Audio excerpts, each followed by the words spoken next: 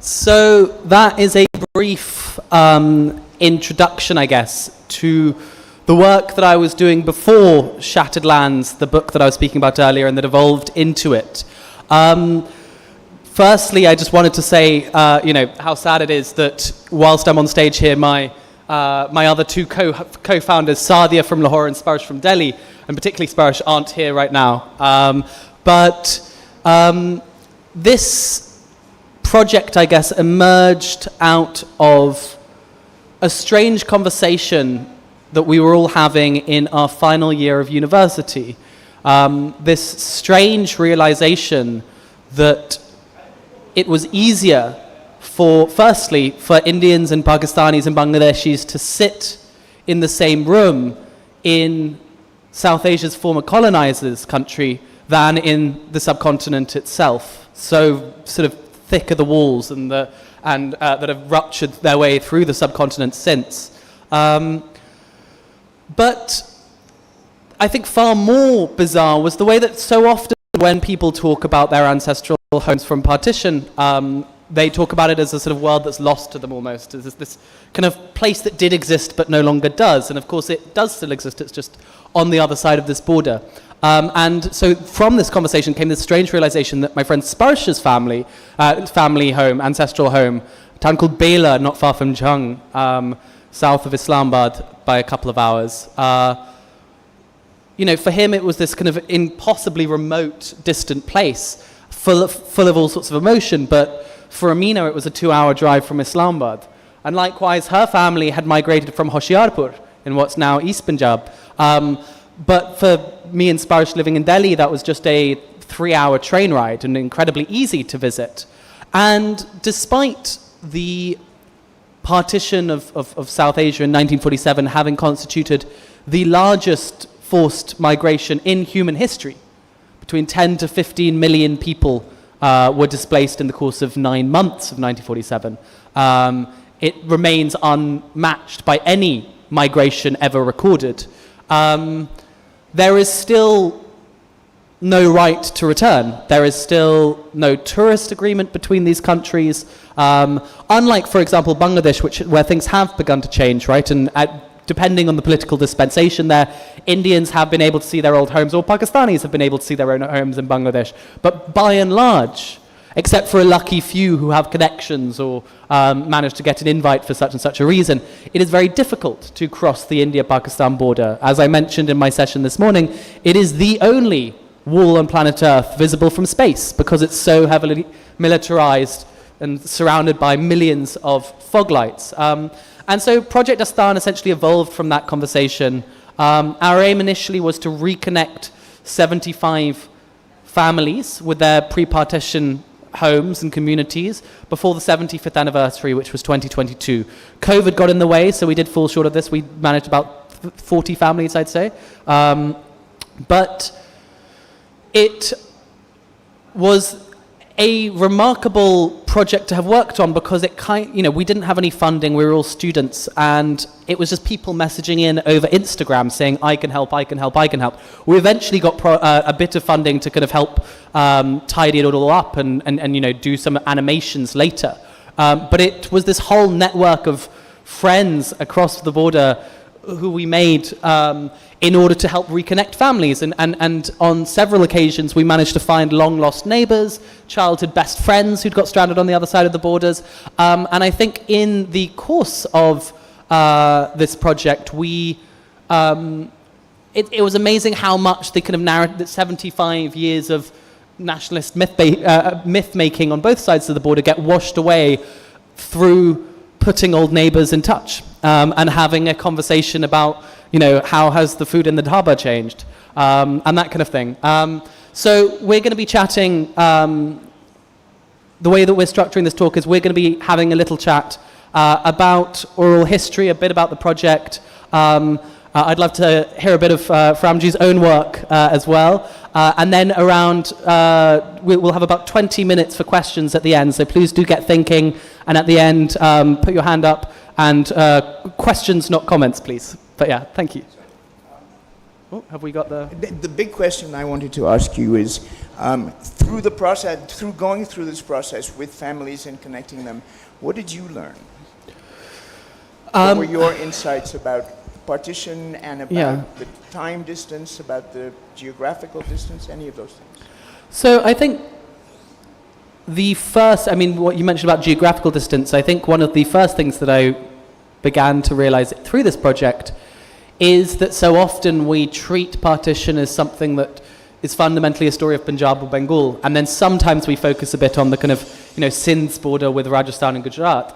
But the extent to which it was a pan-subcontinental affair, the fact that there was 3 times more displacement from what is now the Indian state of Telangana, in Hyderabad state, than there was in the Palestinian Nakba the same year.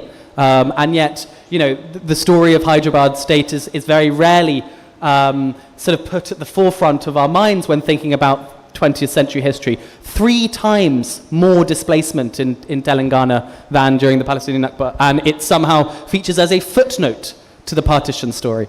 And that gives you a sense of the scale with which we're talking. I think it's also interesting how the different narratives have coalesced in different countries, because obviously here it's a difficult but sort of almost necessary step to the birth of a nation. In India, it's the kind of dismemberment of a motherland, and in Bangladesh, it's often treated as this kind of misguided step on the road to the creation of an independent Bangladesh. But these nationalist histories that I think we all grow up listening to often conceal a far more tightly woven story of friends and joint communities, and always differences, but no more differences than exist in any society, including here in Karachi to this day. What I think an example of this was actually the very first interview that we did with this wonderful man, Iqbaluddin. His family migrated from East Punjab, from a town called Ropar, to Lahore, and eventually ended up in London. And when we'd first started broaching the subject of partition, with his family had got in touch with us. When we first started broaching the subject, he told us all of these stories about Jinnah and the Muslim League and Gandhi and Nehru and what Mountbatten was up to and divide and rule, and and this political story that notably did not include his own story, and he told us about the kind of a genocide of Muslims in East Punjab, and how you could never trust Hindus and Sikhs, and all of this sort of thing. And it was only later, when we began to ask him about life before partition, that sort of these years of narratives suddenly dissipated, and he started telling us all about his childhood best friend, who was a Sikh named Narendra Singh. And he said that if he didn't really care about seeing the village that much, but he was desperate to see his old friend Narendra Singh again. He and Narendra had exchanged letters as late as 1960s, but until basically the 1965 war had cut off the postal access and made it much more difficult to communicate with lost friends on the other side.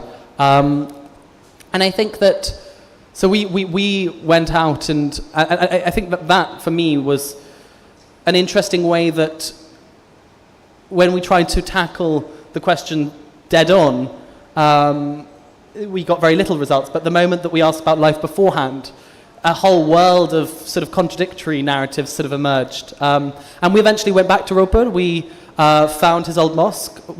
Again, it was a guy in Dhaba who said, oh yes, I remember this family of Narendra Singh. His wife, he's passed away, but his wife and kids are all living in Mohalli now, which is just outside Chandigarh. So off we drove for 4 hours to Chandigarh, and there they were. And we managed to put them in touch with Iqbal for the first time in 75 years.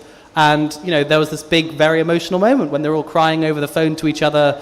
Iqbal invited Narendra's family on holiday with him to London. Maybe they could go to France together. And then Kuldeep, Narendra's wife, was like, oh, not sure about that. Well, one of the really interesting things about this whole period is we read in history books and in more formal academic narratives.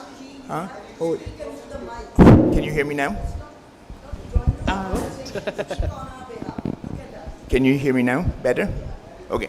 So what I find really interesting is that the more official narratives focus on the carnage and the death and the trains that went back and forth, and you get, but when you talk to people, individuals, and they tell you about their personal stories and about the lives they lived before they were displaced, that those lives are about connection and neighbors, and you will always hear stories about my Muslim neighbor saved my life and my Hindu neighbor saved my life. We got this warning early and we were able to hide and then get away in time. So, and that those connections, the sort of neighborly connections or community connections mattered mattered in terms of life and death, really, for many people. And we get very few of those in official narratives. And I think one of the things your project does is makes that very clear, is that the psychic rupture, of course, is huge, of leaving your home and being displaced in these particular ways, but also that the connections that people had that they had to leave behind, which is very much part of the psychic rupture. Did you? Yeah, I mean, I think that this is one of the biggest changes that's occurring in partition scholarship in the last decade or two. A lot of declassified files are sort of agreeing essentially with a lot of oral testimonies that have been recorded here through the Citizens Archive of Pakistan or through the Museum of National History in Delhi, through the Partition Museum, and in Berkeley in the 1947 Partition Archive. What a lot of these are suggesting is that actually the stories of neighbors turning on each other are so rare as to be infinitesimally small. And far more often, 90% of the violence, with a huge 10% of course not being this, but 90% seems to have actively been active paramilitary groups trying to kind of, push religious minorities out of the region. Groups such as the RSS, the Muslim League National Guards, these had all emerged in the course of World War II, often as kind of, South Asian equivalents of the Boy Scouts or something. But when weapons had begun to spread in the wake of World War II with demobilization, there was, these self-defense groups had taken an active role in basically ethnic cleansing, but 90% of the oral histories that we certainly came across, and I know that each of CAP, Partition Museum, 1947 Archive, all say exactly the same thing, which is that we virtually never have come across a story where neighbors actually turned on each other, and far more was, some people came from outside the village and we don't know who they were, and we were hidden by our Muslim neighbors in their basement. And when dawn came, our Muslim neighbors gave us a bullock cart and helped us get across the border. And it's a very sort of subtly different story that I think we could do well to remember. We could do well to remember the ties that link together this part of the world. I mentioned it at another talk, but there is no other conflict zone, essentially, which have been at war so recently as May, where still, any Indian and Pakistani meets abroad, they instantly become best friends, they all eat the same food, they're all listening to the same music, very often dating one another. And that's just not the case with Russians and Ukrainians or Israelis and Palestinians or any of the other major conflict zones in the 21st century. And so there is still this sort of underbelly of shared memory and shared culture, I think. Yeah, one of the things you said a few days ago in a talk you gave is that the experience of South Asians in princely states was radically different from the experience of South Asians, or significantly different than the experience of South Asians in the Raj, or residents of regions that were governed directly by the Raj. Could you talk about that a little bit? Sure. Yeah, so I think we very often brush over this distinction that was incredibly important between British India and princely India. There was, of course, around 560-something princely states that existed in the Raj, had given up their foreign policy, their defense, their communications to the British, but were internally basically independent. And I think that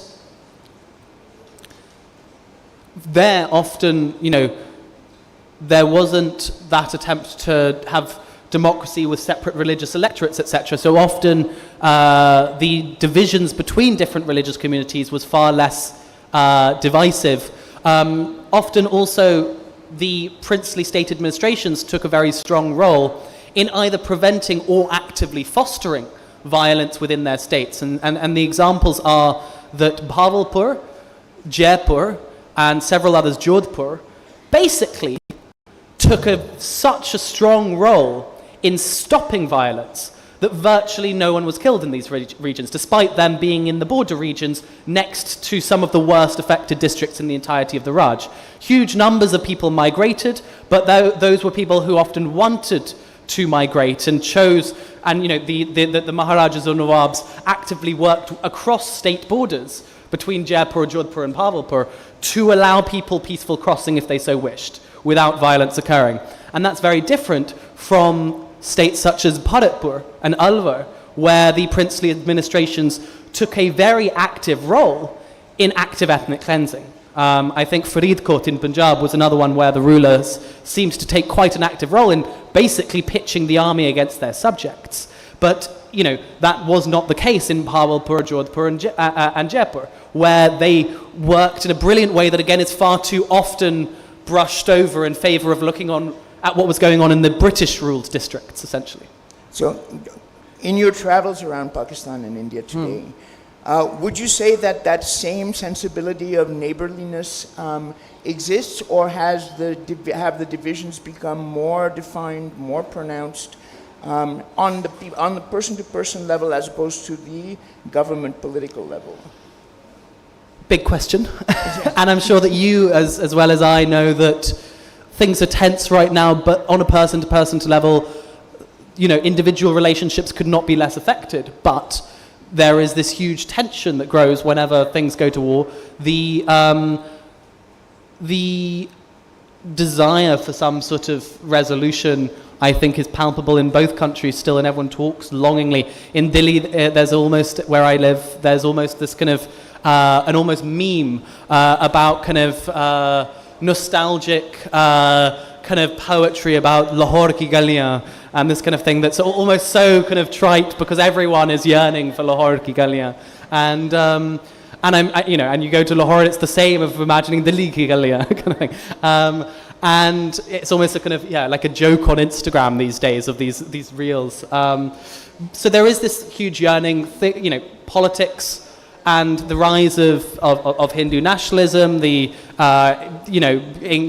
again more fighting in Kashmir, the fact that there were sort of missiles and drones flying over the border, it doesn't put things in a good suit for anything much to happen. But we've got to remember, I think, at least this is what I hold on to, is that the last time that everyone that I've spoken to who talks about the closest that we've ever come to a resolution always points at the Agra summit on both sides of the border, which I think was between, if I'm not wrong, Musharraf and Vajpayee, which was, military and the BJP. So you never know.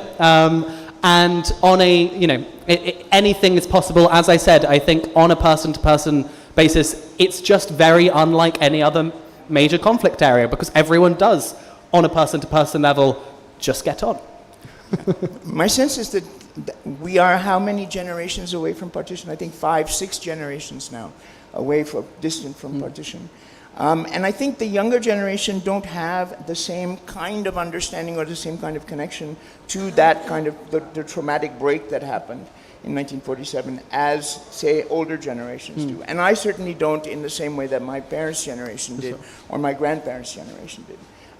So is that figuring in, I mean, is this the generation that you took back to their hometowns in their family? Would you say that their families had different responses to this initiative, that they, some were against it, some were for it, or was there a kind of collective understanding that this was a healing process or a good thing? Or no, that's a really good question.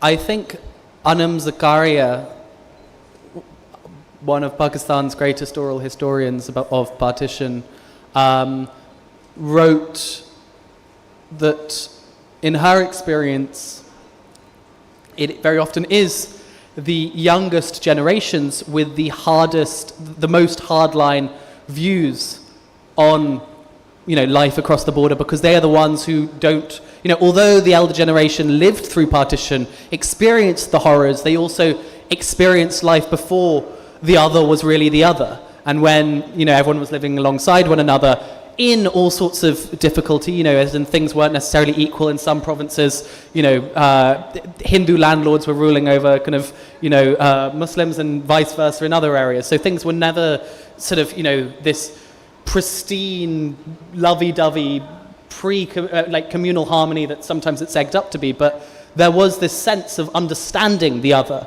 which I think is disappearing. At the same time, through Project Dastan, I think we were consistently amazed at how almost always it was the younger generations who were reaching out to us, who were curious about where their family came from. I think that one of the big changes that's happened this decade, which happened a kind of decade earlier with, for example, Holocaust testimonies and World War II testimonies, is that, the first generation who migrates wants to move past these traumatic memories. The second generation, often living in a new country or a new city, wants to kind of, fit in and just be normal in that place and not have to think about the past. Whereas it's the third generation who is fully from this new city, is fully from Karachi or from Delhi or wherever the family's migrated, that suddenly begins, is secure enough to ask the questions of where they're from and wants to write this all down at precisely the same time as the elder generation is disappearing, wanting to get down these family stories on paper, and at the same time that enough time has passed to allow that silence to be unwound somewhat. And so certainly the vast majority of the families we spoke to were often speaking for the first time, but it was around these big centennials, or the 70th anniversary, the 75th anniversary. I'm sure we'll have it again at the 80th anniversary, although with fewer and fewer people still able to share memories. Of course, once we get to the 80th and 85th anniversaries, people are either too old and dementia or whatever, or too young at the time to really have any solid memories. But definitely there is this yearning to understand where one's individual family came from, even if it doesn't necessarily filter up into a kind of macro state-level narrative. Right. Well, I think in South Asia we have a very different allegiance to the land in a way that perhaps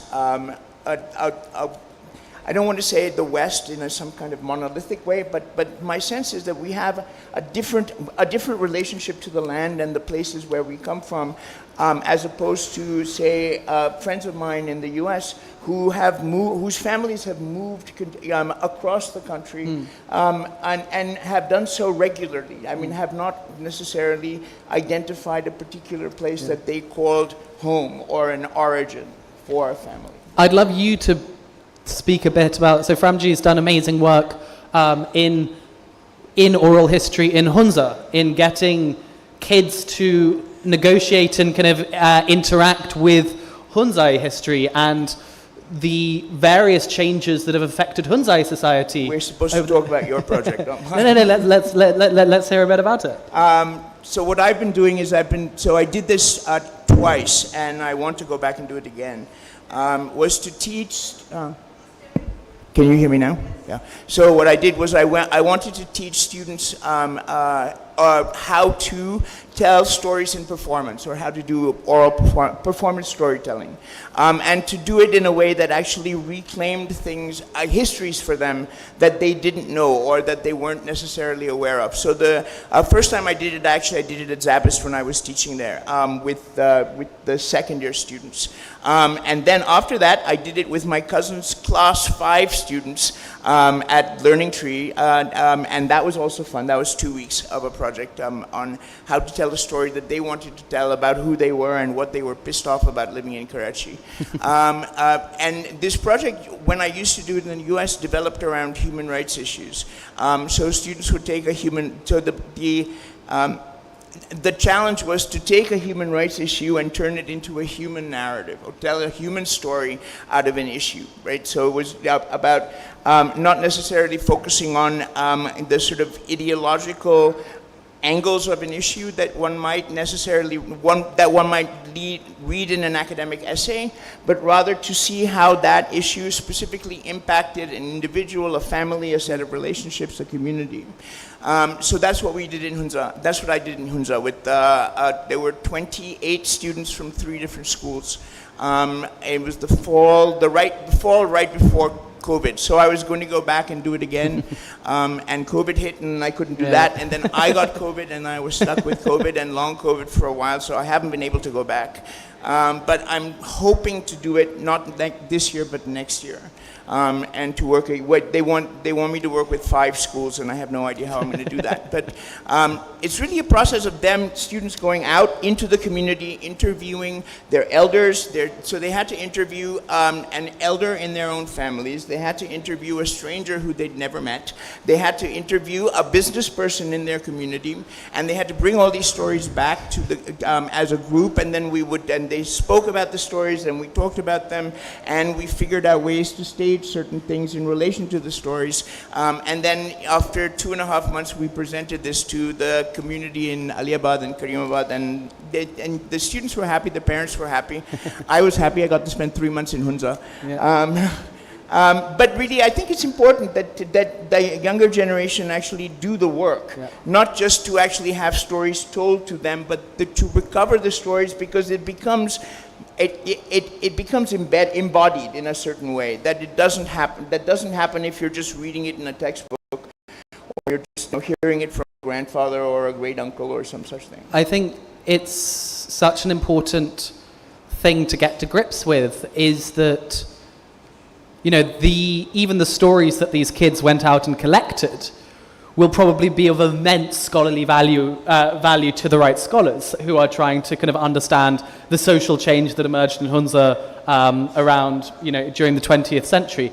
The idea, which I think many people, I think, dismiss oral history as, you know, oh, but how can you really trust people's memories, particularly after so many years? But the moment that you begin to treat it as a source like any other historical source that needs to be wrestled with and grappled with and, you know, judged for bias and looked at through all sorts of different lenses, just like you would treat a memoir or like you would treat a government document, and you know, okay, this is a state narrative I'm hearing, or this is a narrative meant, you know, that someone's trying to justify their actions from 75 years ago. Every historical source is ultimately someone's perspective, and their own attempt to grapple with their own memory and other people's memory. And I think that there is this growing awareness of that we need to start collecting memory from, you know, these turbulent changes that have occurred during the 20th and early 21st century. I think Citizens Archive of Pakistan is, you know, doing immensely great work on precisely this, in trying to bring together and all the other archives I've mentioned, in trying to bring together just different people's memories. It's amazing how much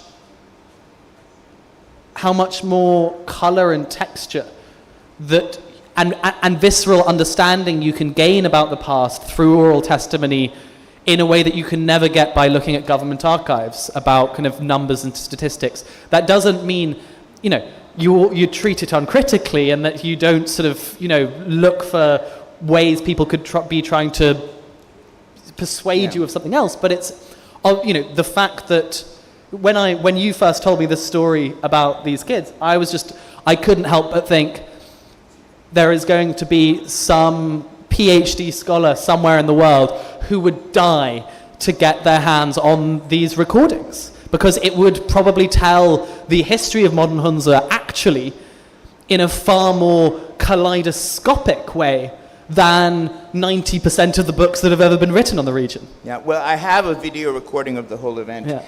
Serendipitously, because one of your fellow countrymen was camping in a tent outside my hotel room and decided that he would just take a video of the entire event and a couple of rehearsals. So I have it. If you would like it for your archive, I'd happily give it to you. But one of the things I wanted to follow up on what you just said. So when I began this process with the students, and I tend to do it more with students now, is I showed them a TED Talk So Chimamanda Adichie's TED Talk, it's called The Danger of a Single Story. And I think maybe some of you have actually seen it. It's a really, it's a very simple talk, but it's a very profound talk. In that, what it argues is that a singular story, or a single way, or an ideologically singular way of looking at an issue, is never going to capture the complexity of people's lives. And that, in fact, you need multiple stories about even single issues, in order to approach or understand the complexity of the issue for the people involved or who have lived through it. And I think perhaps that's part of the beauty of this project of yours, is that it brings together multiple testimonies and multiple stories of that period, and of people who actually lived it, not just people who went to the archives and heard about it and wrote about it. I think the way in which oral testimonies can completely flip your expectations on their head. There's one of the most important stories early on in my book, is the story of this Dalit man from Tamil Nadu who migrates to Burma to escape caste. Later, through what I call the first partition of Burma in 1937, his family is forced to walk on foot back from Burma to Tamil Nadu in India's deep south. And so, I was looking through all of these recordings of his testimonies, and there was a particular line that stuck out to me, which was, he was asked what he did on Indian Independence Day. He said, "Oh, I didn't realize independence came. I kept working like everyone else in the area. And in fact, our whole area of Madras, found out that we'd got independence about 3 weeks later." The way that these narratives are told from a status perspective, you would never hear that story. Likewise, one of my best friends, Sparsh, his family migrated from a town called Bela near Jhang and moved to Delhi. When we spoke to his grandfather, he said till the day that a mob came in from another village and were just killing all the Hindus there, and he was saved by his Muslim neighbors who sheltered him in his house, what we were just talking about. Until that day, they'd never heard that there was a discussion about whether to have Hindustan or Pakistan, he said. But from that day, he found out that there was all these discussions. And again, the ways in which, for him, there was a hugely different kind of series of events that were affecting their daily life, and not the big stories that now are treated as the kind of, these stories that affected everyone. And I think again and again, time and again, you hear these stories of individual lives that challenge our understandings of what necessarily happened on a certain day, or who heard it when, But also partition, independence didn't happen for everybody across South Asia at the same time. So we talk about 1947 as if it's the momentous break from England. But Goa was still a Portuguese territory until the 1960s. Gwadar was part of Oman until the 1950s. Right. So, so in a sense, partition, when we talk about partition, I think we think of it as a historical event, but it really is an ongoing event. And I think this what the video shows is that for people who really lived through it, it is still very much a lived experience. It is not something that happened in the past. It informs everything they do and who they are as people. I think it affects every aspect of politics as well. I mean, in order to understand the kind of, situation that minorities across South Asia are in, to understand the nuclearization of the India-Pakistan conflict, to understand, India's recent obsession with creating a national register of citizens. That demand first emerges in the wake of 1971, to do with, Pakistani refugees that were coming in during the 71, before India got involved, but after Operation Searchlight. Every aspect of society in all of these countries is tied to these events, and yet people often prefer to leave that event in the past rather than to unpick it. And yet it is, it remains the central moment in modern history. But also the way citizenship questions are formulated both in India and in Pakistan. with the Bengali refugees currently and with the Afghan refugees here, the way in which we frame these things are directly linked to, I think, that partition moment, that moment of partition. I mean, yes, and multiple. For those who were in my session earlier, we were chatting about. I think it's the Chakma Raja from what's now Bangladesh, who describes that a man's citizenship and his place of birth can change country all number of times without his being consulted, and he'd changed 3 times. I met one person who changed nationality 5 times, and there are and so often which country someone belonged to was not their choice. I mentioned earlier this man Ghulam Ali, who was a Lucknowi in the Indian army, stationed in Lahore, but he wanted to remain Indian. He didn't want to become Pakistani, so he tries to migrate to Lucknow. But in Lucknow, they said, "Oh, you were in Lahore at partition, so you must be a Pakistani." They deported him to Pakistan, where they said, "Oh, but we've got your papers here. You said you decided to stay in Lucknow," and he was deported no less than kind of 8 times between the 2 countries, with neither country claiming him. And then we don't know what happens to him. His papers just disappear from the file and end one day in the early 1950s. We don't know which country he ended up in, whether he survived, whether he passed away in prison. We don't know. And I think that this is a common situation for so many minority groups across the region who had no part to play in the country that they ended up being governed by.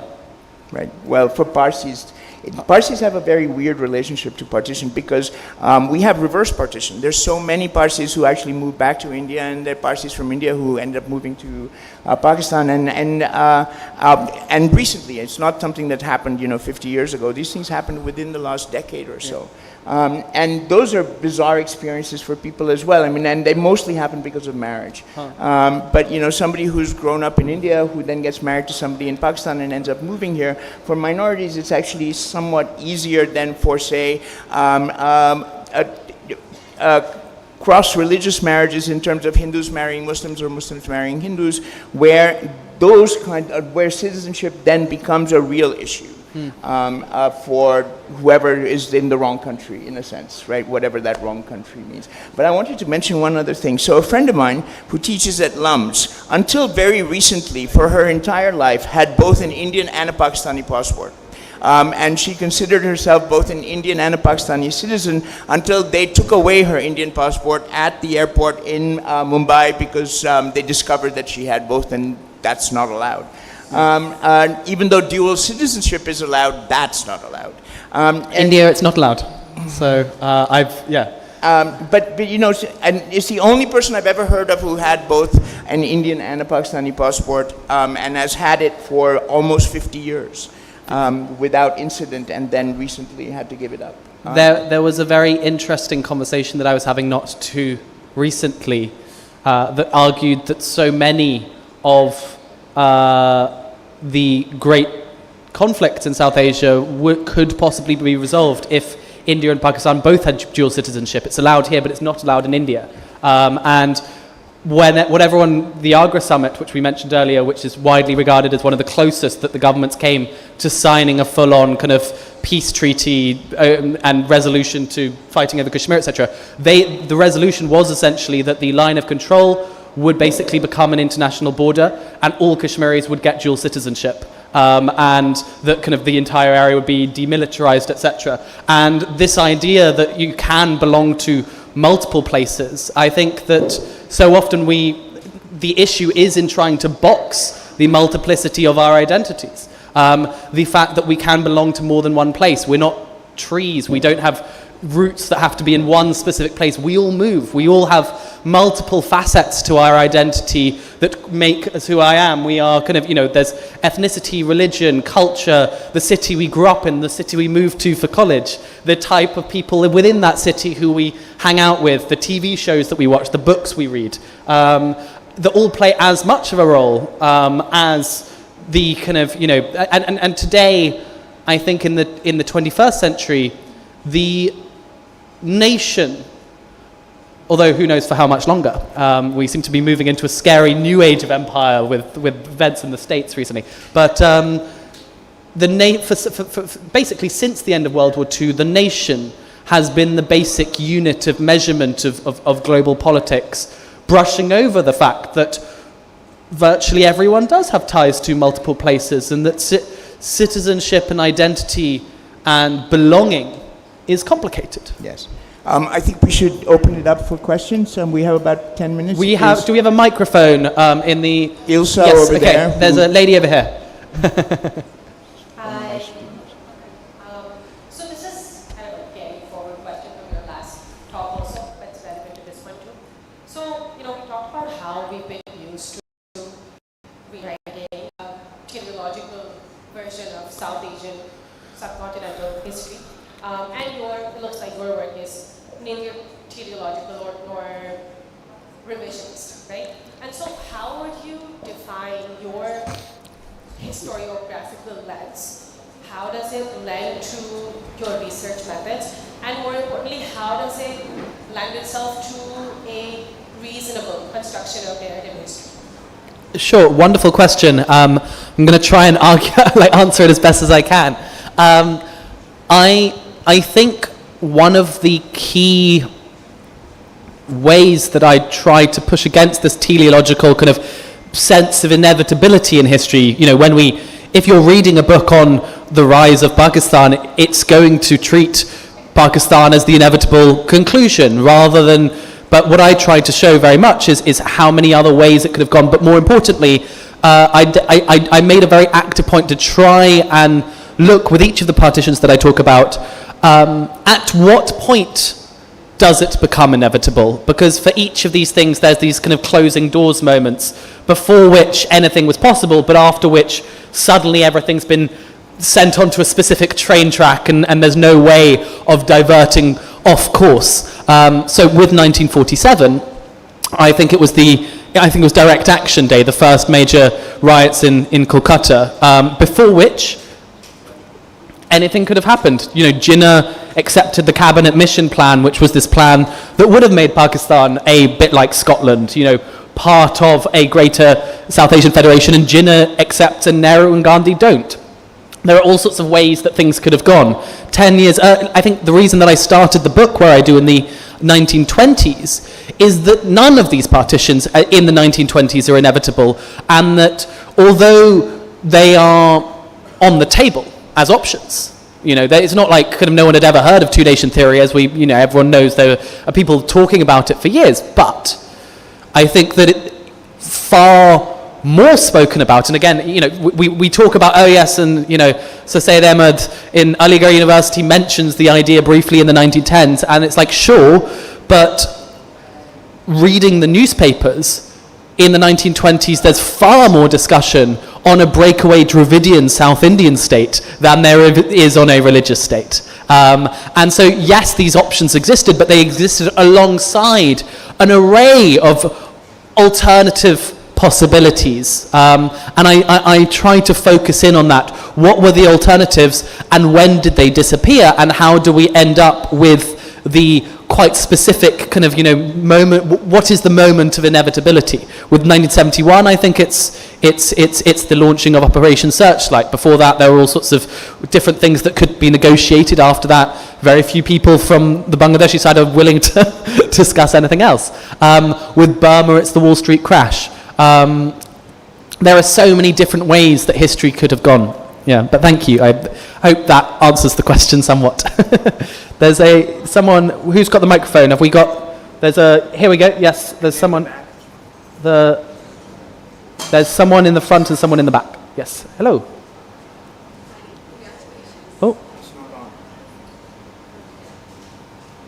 Hello. What is? Yes. Yeah. We heard you just then. Oh. Very interesting talk. I know you said no comments, but I have a comment to make. I am an Indian, married to a Pakistani, and my son was born in Bangladesh because we stayed there.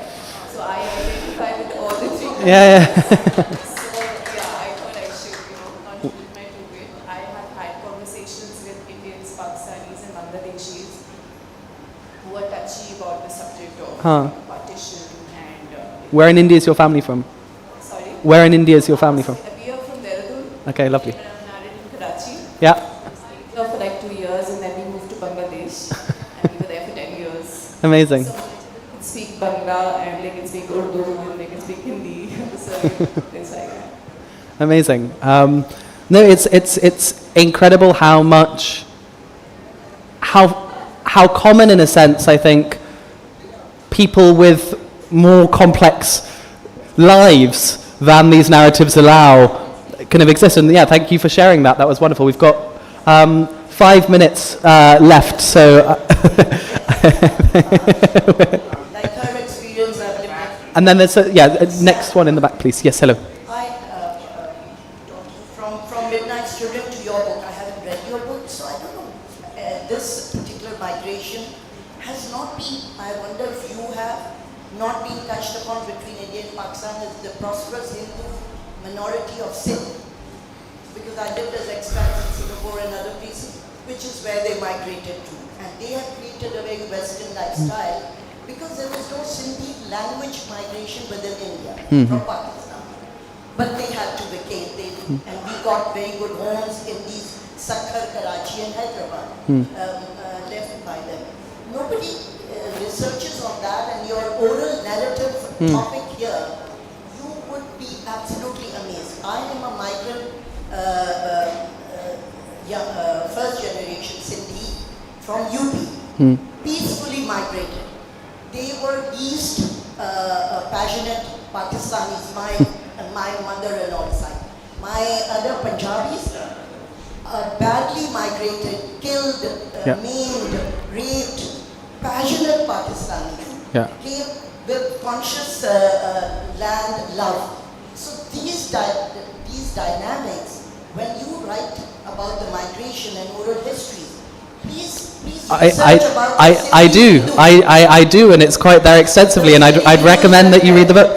And I would also add, I mean, one of the great tragedies is the partition of the publishing industry, because there is an enormous literature of Sindhi Hindu migration stories in Bombay and Ahmedabad and Gujarat and Maharashtra that is extensive. And I was on stage in Jaipur just last week with 2 Sindhi Hindu authors who'd written up their stuff, but sadly their books are not published internationally. They're published in India and can't be published here. And so often they would speak similarly about the fact that no one back in Sindh is ever writing about the old Sindhi Hindu population. And of course people on all sides are talking about it, but they're unable to communicate with one another across this divide. These are my friends in Yes. all of them, Malkanis, Palwanis, they had never been to. They had no connection at all. No. They just remembered, but they didn't want to visit Pakistan. There's a sense, I think, in the Sindhi Hindu community, particularly in Bombay, that the sort of language that you hear is that they are migrants without a homeland. There is no Sindhi majority speaking area of India, and so every Sindhi migrant who left Sindh, the entire world of Sindhi Hinduism that vanished, they had to settle in and acclimatize somewhere else and learn new languages. And so within India, Sindhi is increasingly dying out, and a lot of Sindhi writers are incredibly worried about this, and there's all sorts of programs to try and get young Sindhi Hindus and Udasis and various other religious communities. Yeah, we need to take... Oh, we're at time. One quick thing, which has nothing to do with this panel, but yesterday when they announced the fiction prize, they didn't actually announce the shortlist, and I just wanted to say that all 3 novels on the shortlist were fantastic, and it was an incredibly difficult decision. And the other 2 novels were by Aisha Hassan, it's called When the Fireflies Dance, and Ruhi Chaudhary, which is called Outside Women. And they're both fantastic, in addition to Shandana Minhas' Firdaus Nama, which is not published here because it's published in India, and we have no copies because they refuse to send any, which is, Aisha's book is particularly good. I've read that one. So I just wanted to plug those 2. Thank you very much. Thank you, sir. Okay. I think I'm going to be going out after this to the Liberty book stand to do another little signing, and then I've got to rush off to the media team. But outside.